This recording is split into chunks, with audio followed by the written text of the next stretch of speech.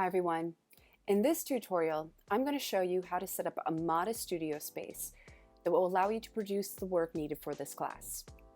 But before I start, I want to emphasize the value of this lesson because eventually every artist is faced with this problem. They need to produce work, but they don't have the proper space to produce work. So what do? You do what artists do best. You improvise, you look at the stuff around you, and you use what you can. Let's get started. If you're really lucky and have some artist furniture, check to see if it can function like an easel. Here I'm using a drawing table positioned at almost 90 degrees. And of course, if you have an actual easel, you're pretty much set. But let's say you're not that lucky and you only have normal furniture. Here's how you can create a drawing horse with only 2 chairs. Simply flip one of the chairs around, then sit in a straddle and position your drawing board. Notice how the board wobbles. To counter this, I shift my weight onto the other chair and sort of use my knees to stabilize the wobble.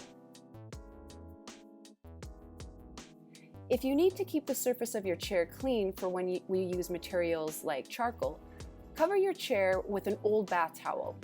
The surface of the bath towel can also keep the bottom of your board from slipping forward as it is a textured surface. However, if your chair has a slick surface, a bath towel will not help with slippage. So, if the bottom of your board is kicking forward, I suggest securing it with a book and a belt, like in this photo.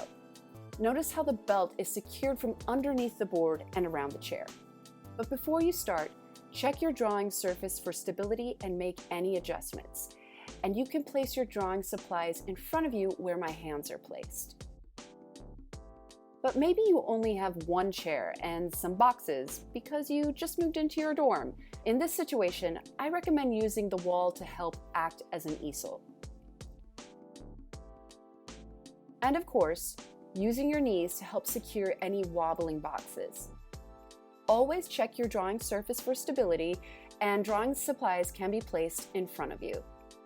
If comfortable, you can sit directly on the floor and raise your drawing board with smaller boxes. Here I'm using yoga blocks. The ground works too, only if it's not too low. Lastly, if you tend to make a mess, consider laying down an old towel, mat, or painter's drop cloth that you can get from a hardware store. You'll definitely want to do this when we start working with charcoal. Now, I do have one more final option for you, but this one only works if you have a perfectly smooth wall, pinning your paper directly to the wall. Lining the wall with plastic underneath and around your paper is strongly recommended for using charcoals and inks. You can use either a plastic drop cloth sold at a hardware store or trash bags. As you can see in this tutorial, I'm able to achieve these setups with very little space. If you're able to dedicate a nook as your studio space, great. But some of you may have to tear down and set up each time, and that's okay too. Either way, it works. Bear in mind, these are not the only ways to set up a space, and some of these setups may require an extra table for you to set drawing supplies on. Regardless of how you choose to do it, you just want to have 3 things. 1. The drawing surface is positioned close to 90 degrees. 2. Has adequate lighting.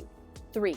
You can sit or stand comfortably while working with adequate distance between you and the drawing surface. Having distance between you and your drawing surface is important when working with a larger format.